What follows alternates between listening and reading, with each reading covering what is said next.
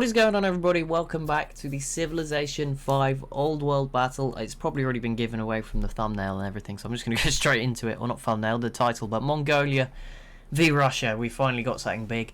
It's been 27 turns. It's been about an hour of me sitting here clicking next turn. I actually went for dinner in the middle, so it took me a bit longer, but it was an hour. But yeah, that is the big event. That is what we've come back for. Nothing... The only other, there's been 3 cities that have fallen, I think, in the time since then, and none of them were like border-to-border wars. It was, so you could probably see already, Poland lost their 2 cities in the New World to France, and I don't even know when that started, because I didn't see France and Poland go to war, so that just happened. That one I missed. And then the other one, at some point, Poland... whoever owned Poznan previously gave it to Europa. I'm guessing it was Poland, but it could have been someone else who took it off Poland since then. But so, yeah, someone pieced out. Europa had it for some reason, which I missed altogether. Then Mongolia attacked Europa, and I didn't understand that, because I was like, why would you do that? And then, yeah, a few turns later, I just saw Poznan fall to Mongolia, so that obviously happened. But now we have the rematch of the century. Russia declaring this war, but Mongolia looking pretty... I think they'll be okay. Now, there's a lot more units than there was before. A lot of the civs are now very modern. They're sort of, you know, Korea's capped off with a death robot. Okay, very much at the top. The rest are getting there.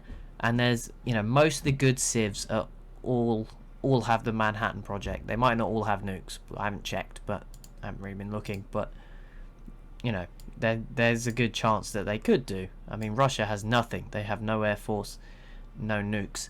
So we'll see how this goes. Mongolia, on the other hand, does have great warplanes, so a bit outdated, particularly against mobile SAMs, but they also have plenty of units.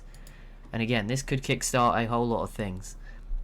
Those were the main events. The other stuff, there's been a bit more settling, so I'll go over that while this turn loads. So England have added a city. I think that's a new one for Congo. France has grabbed some more territory all around here. I can't remember exactly which ones are new. Ethiopia's got a Mexico city.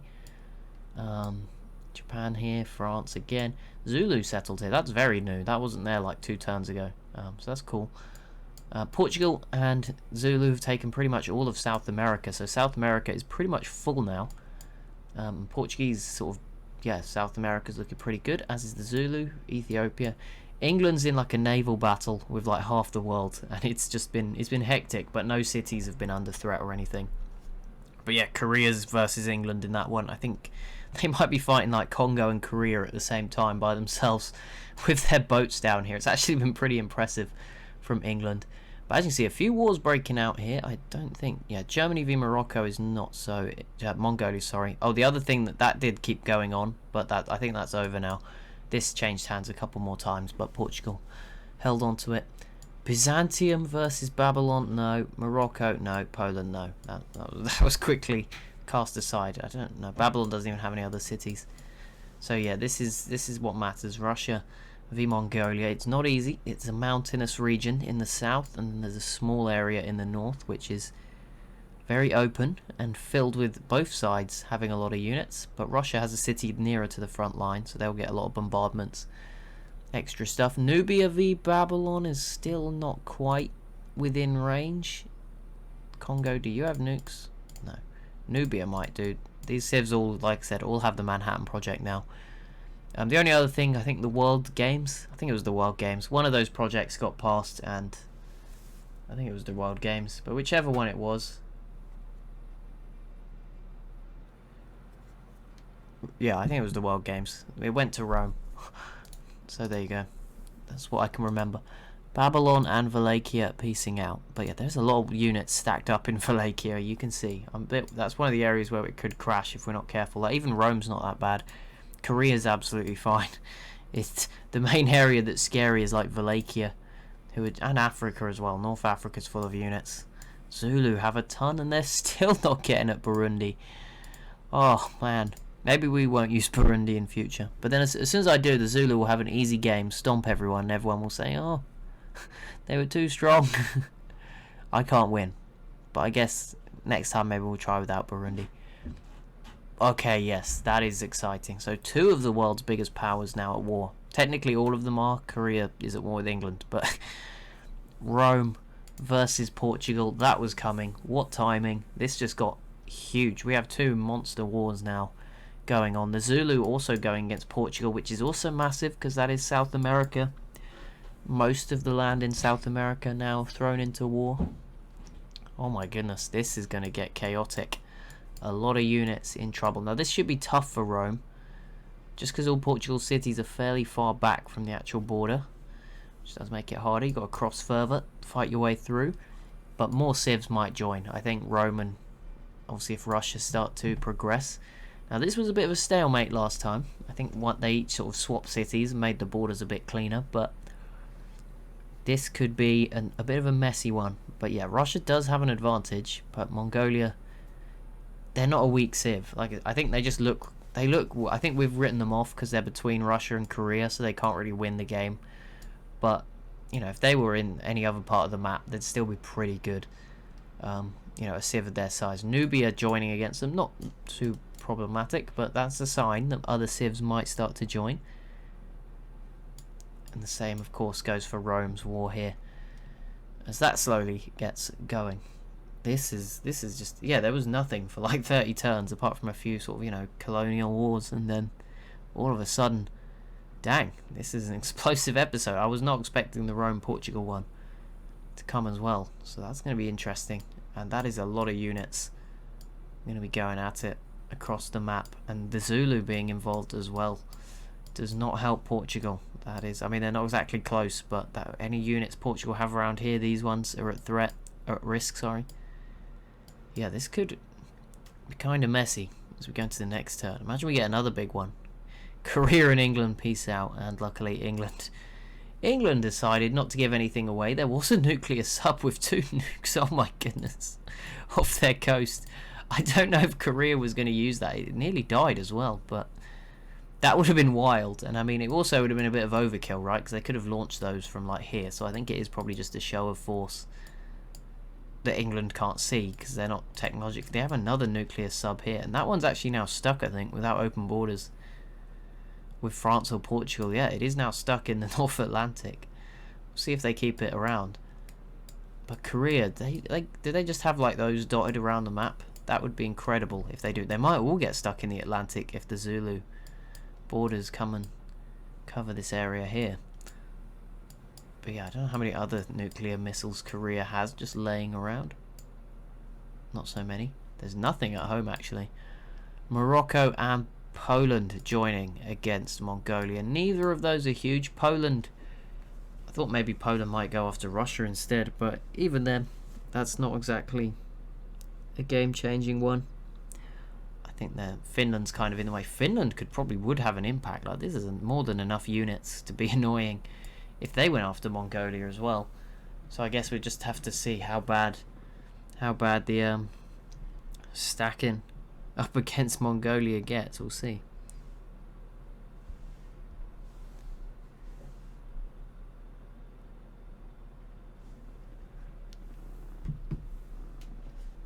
New research agreement. Finland and Babylon. There we go. Let's still go. Persia is under attack from India.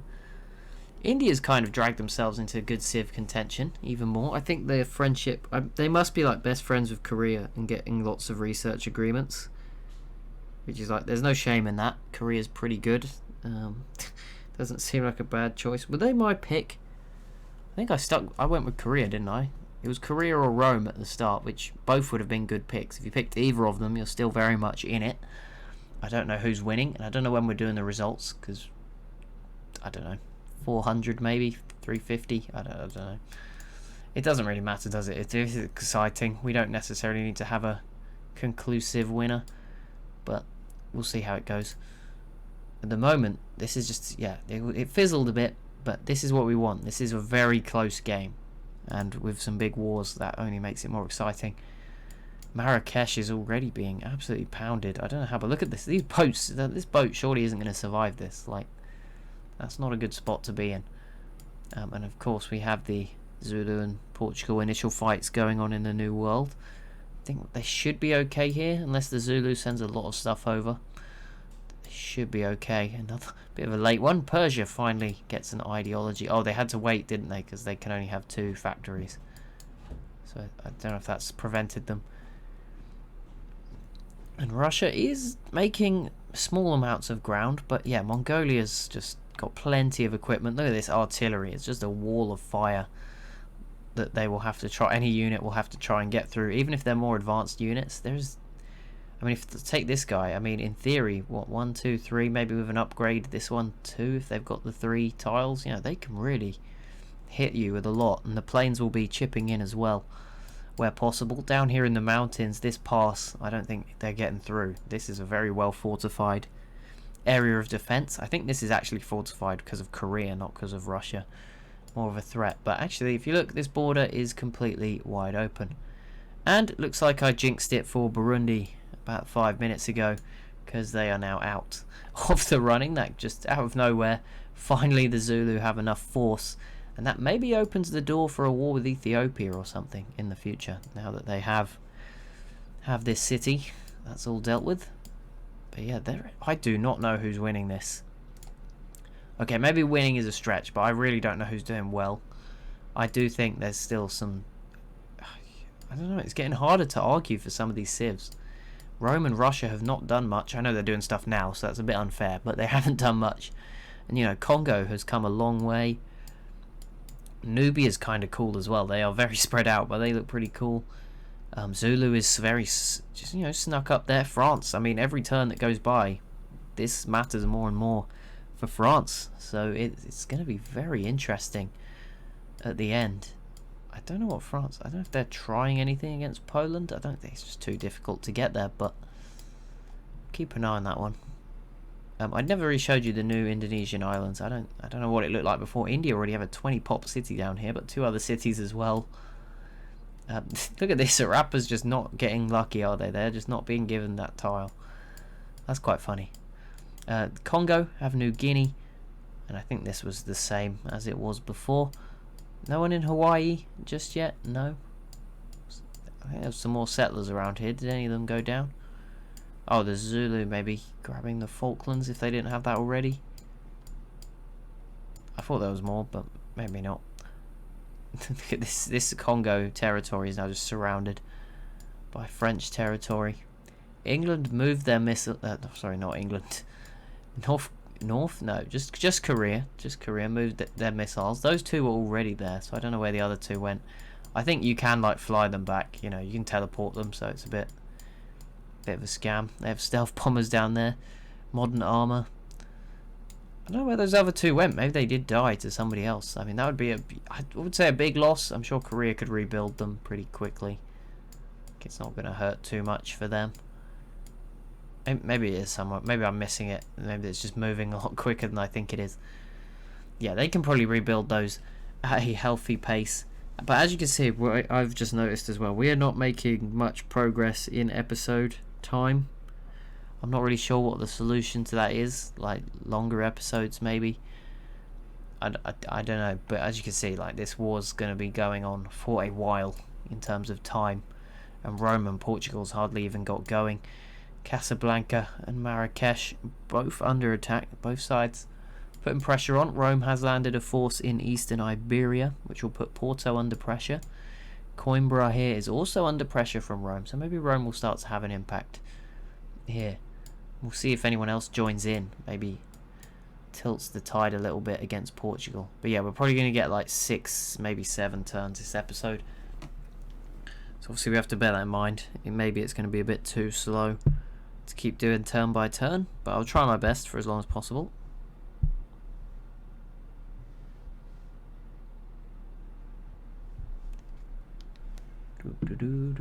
Ottoman's turn. They have a lot of units, to be fair. Look, they look, even they're just like, they're not like, you know, they're not great, but they're not, I wouldn't be too worried for them dying in the next few turns. You know, they're not just going to get wiped off the map because Russia decides to do it in like a couple of turns, if that makes sense. Whereas there are some civs that are in a position where, you know, the only thing keeping them going is that their neighbours being friendly.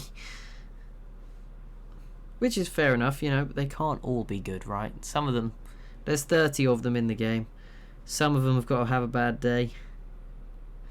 Or bad 1,000 years, whatever it might be. Portugal does peace out with Byzantium, who are... They're one of those civs. I mean, they've kind of survived by being in a difficult spot for so long. But as we just saw with Burundi, we're kind of at a point where you can probably turn it around. Like it could probably happen. Wallachia could probably do it in a few turns. 86 city defense is not the greatest, and all that artillery that's kind of close could probably get the job done if they really wanted to.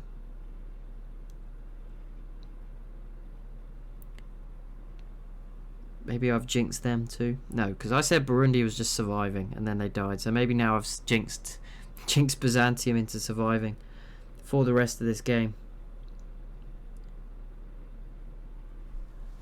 Poland gets the Manhattan Project a bit later than some of their other big civs, but I guess that shows you what I meant. Most civs have it now if they're contending in this game. 1903. I think we have what we could consider our first world war kind of raging. Rome v Portugal and Russia v Mongolia at the same time is pretty big. And as you can see, Marrakesh is the closest city to falling. I think Rome's turn comes up pretty soon after Germany, so we'll hover over this, and unless it was just before, but we'll hover around, give them a few turns.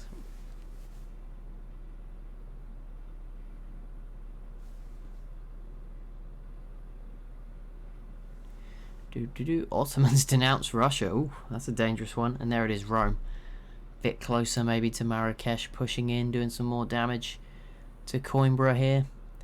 Trying their best to get this done. Is the Zulu making any progress down here? Not quite at the moment. Korea's got a trade route with Portugal. Always interesting just to see who's trading with who. Kyoto is still here, so that's kind of nice. Japan still have the north of their island. They cannot do anything in the sea. They can't even swim without getting hit by a submarine. But there you go. And so far, Mongolia has... Yeah, this is all that's left on the attacking front. So Mongolia has more than defended. I will... Do you know what we'll do to end the episode? Just because we got these two big wars. I'm going to save and then I'll open the info addicts. And if it crashes, we'll end the episode and do it at the start of the next one. And if it doesn't crash, then we can have a look. That's a good way to do it. There you go. We might get a cliffhanger, we might not.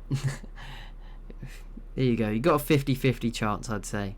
It's just I've been running it for a while, so doesn't always like it when you go straight into info addicts. But if I save it first and stare into the corner of the map or something, it'll probably be okay. And it would just be quite interesting to see who of these four has the advantage. I mean, I think Rome has the advantage in this one. Can already see Portugal starting to thin out. They had this channel full before. It's not the case anymore. I'm just going to get through one more turn. So there we go. 8. That's not too bad, I guess. 8 in 20 minutes. Could be better, but could be worse too.